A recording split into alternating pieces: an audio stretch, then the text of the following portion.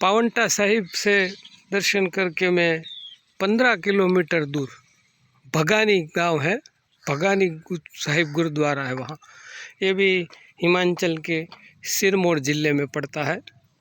यहाँ से उत्तराखंड का डाक पत्थर 7-8 किलोमीटर ही है, तो ये भी उत्तराखंड हिमाचल की बॉर्डर पे है।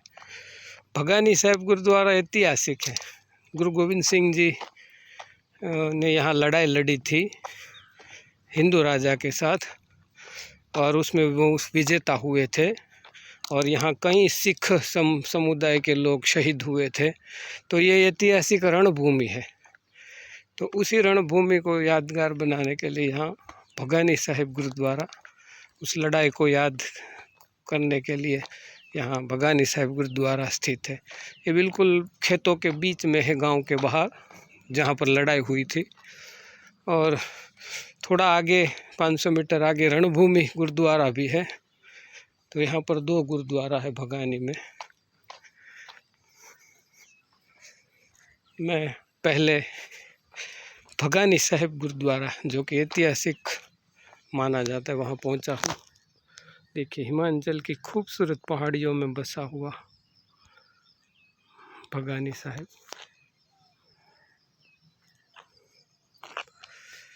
पूरे खेत है, बहुत महीनों बाद खेत देखे हैं मैंने, क्योंकि पहाड़ों में इतने बड़े खेत नहीं होते। ये भगानी साहिब गुरुद्वारा।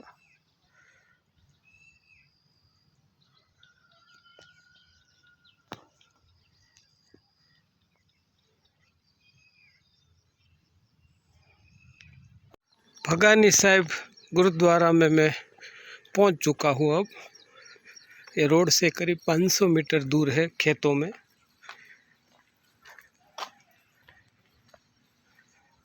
ये देखिए, अद्भुत सुंदर गुरुद्वारा।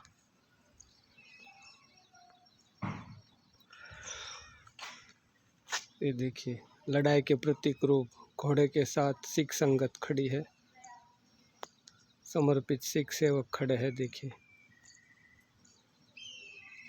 क्योंकि ये गुरु के समर्पित थे और उन्होंने गुरु के आदेश पर यहाँ लड़ाई लड़ी थी।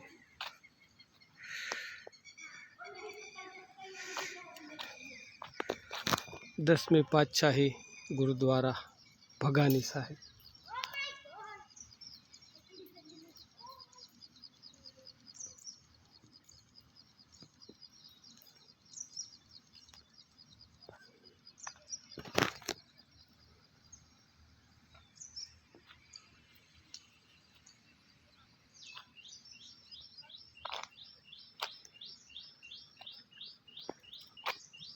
बिल्कुल शांति है अभी।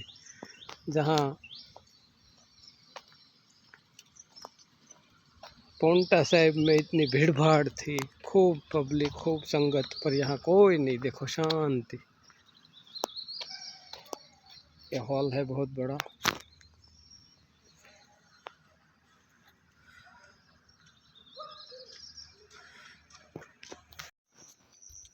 ऐतिहासिक गुरुद्वारा भगानी साहिब।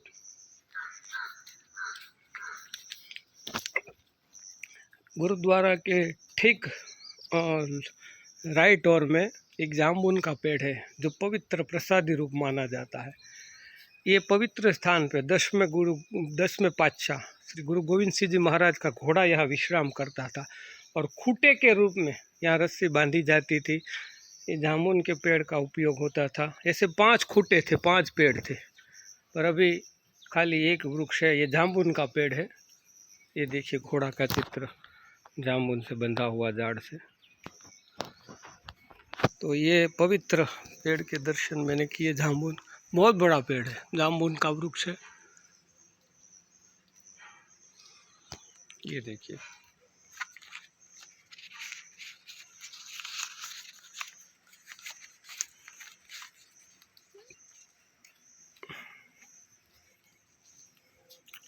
दिव्य स्थान में ये दिव्य वृक्ष खड़ा है। 400 साल पहले का इतिहास संजोए हुए ये खेतों में खड़ा हुआ है।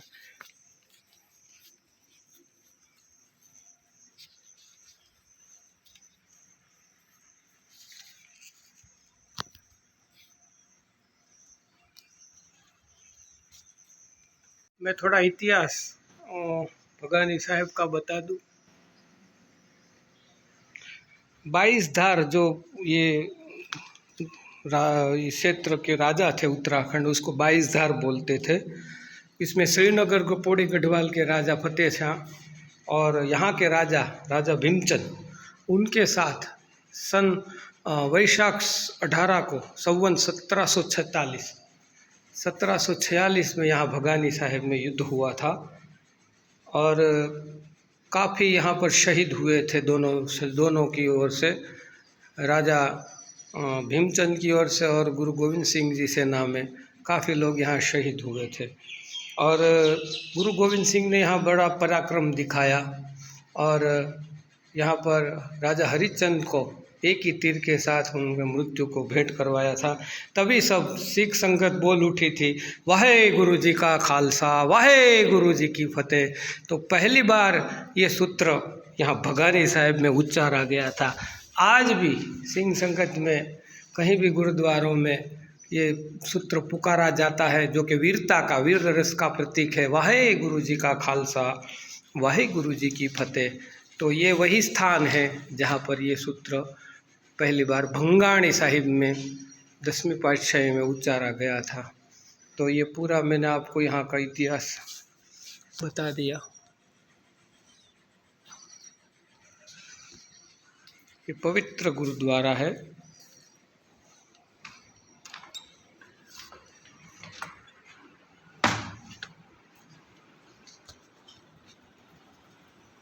अखंड दीपक है, कांच का पूरा काम है, ऊपर झूमर लगे हैं।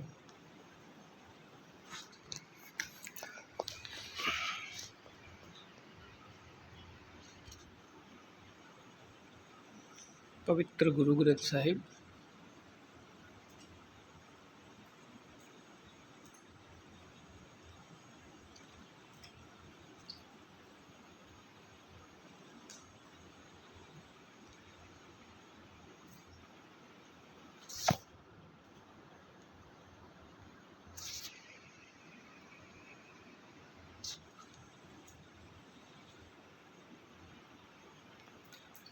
तो भंगाणी साहिब गुरुद्वारा का मैंने आपको सारा इतिहास, सारी चीज़ें दिखा दी। कभी भी आप पंटा साहिब गुरुद्वारा आए तो वहाँ से 15 किलोमीटर ही दूर है और ये सिरमौर जिला हिमाचल में पड़ता है। तो पंटा साहिब जब आए तो भगानी साहिब गुरुद्वारा के अवश्य दर्शन करें, ऐतिहासिक भूमि है।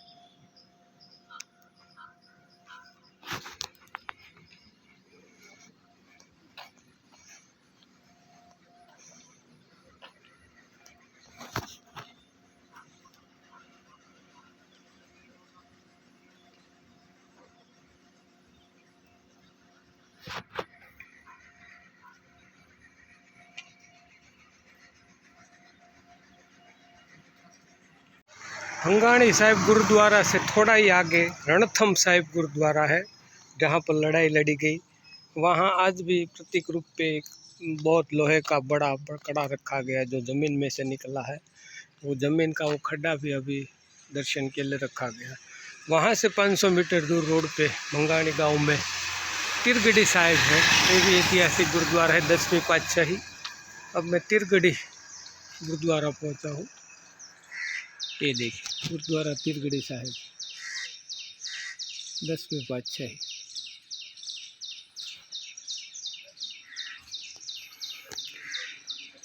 ये एरिया में पंटा साहिब, भंगाणी साहिब, तिरगढ़ी साहिब, शेरगढ़ साहिब, ऐसे 6 गुरुद्वारा है कुल जो ऐतिहासिक है। इनमें से मैं ये चौथा गुरुद्वारा कर रहा हूँ, 2 आगे करूँगा शेरगांव में।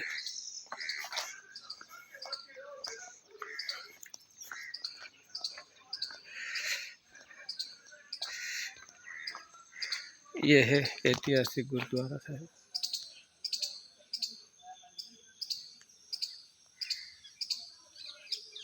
प्राकृतिक पेड़ों के नीचे बसा हुआ तिरगढ़ी साहिब गुरुद्वारा। ये निशान साहिब। ऐतिहासिक गुरुद्वारा तिरगढ़ी साहिब मैं परिसर में खड़ा हूँ। अभी अभी मैंने अंदर दर्शन किए। ये यात्री भवन है, लंगर हॉल। सिख संप्रदाय के तीर्थों में लंगर पहले होता है। कड़ा प्रसाद और लंगर दो चीज़ें तो होती ही होती है। बहुत सुंदर गुरुद्वारा है ये तीरगढ़ी साहिब गुरुद्वारा। ऐतिहासिक तथ्य मैं आगे दिखाता हूँ। अभी निशान साहिब,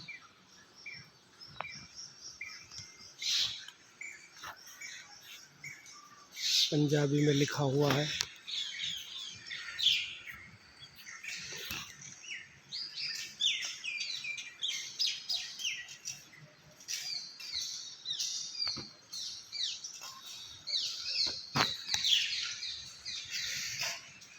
बहुत सुंदर गुरुद्वारा है, एकदम प्राकृतिक फूल खिले हैं। देखो गमले में वृक्ष पेड़ लगा गए फूलों के,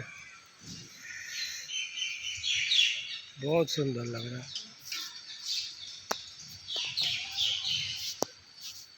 ये देखो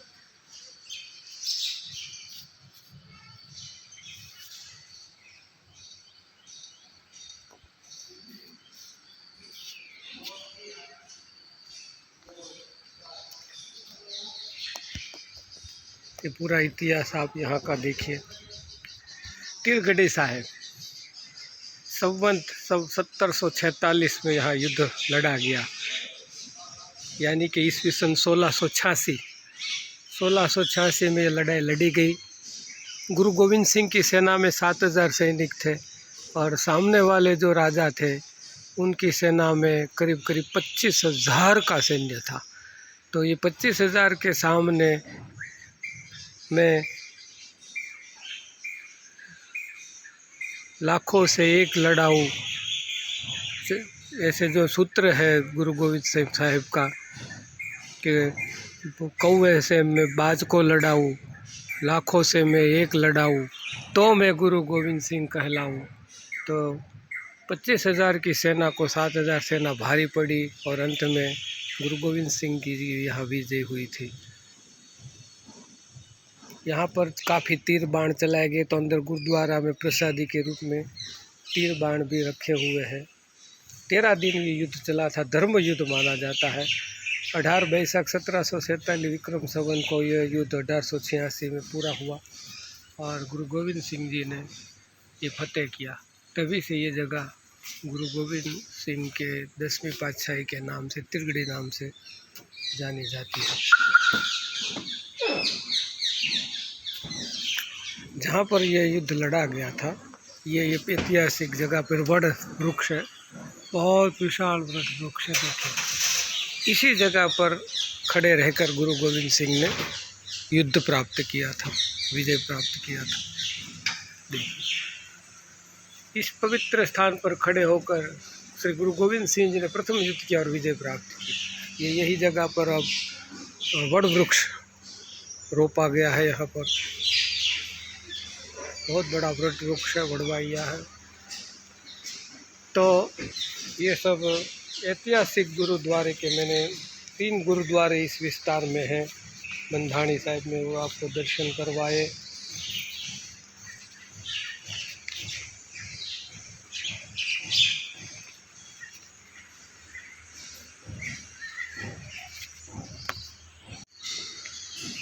बंधाणी में गांव में 3 गुरुद्वारे, बंधाणी साहिब, रणथम साहिब और ये तीरगढ़ी साहिब, तीनों 500 मीटर के एरिया में, तीनों मैंने दर्शन किए और ऐतिहासिक ये सब जगहों का दर्शन अभिभूत हो रहा हूँ। आप कभी भी पोंटा साहिब आए तो ये 15 किलोमीटर दूर ये गांव है, वहीं पर ये गुरुद्वारे बने हुए हैं। तो भंगाणी साहिब गुरुद्वारा के दर्शन अवश्य करें, भंगाणी गांव में।